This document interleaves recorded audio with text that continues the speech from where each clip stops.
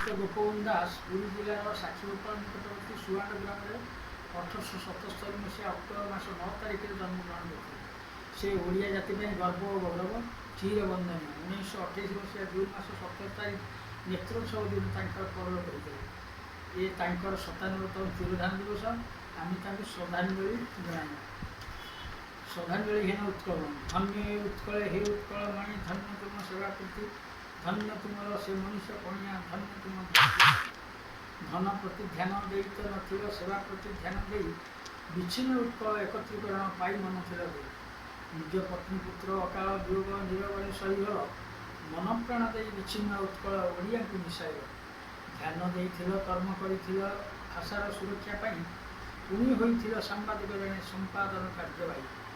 ଜାତୀୟତାବାଦୀ ସଂଗ୍ରାମୀ ପୁରୁଷ, ସମାଜର ସଂସ୍କାରକ, ନିଶୁମର ଦେହ ଏ ଦେଶ ମାଟିରେ ସହ ସ୍ୱରାଜ୍ୟର ଡାକ।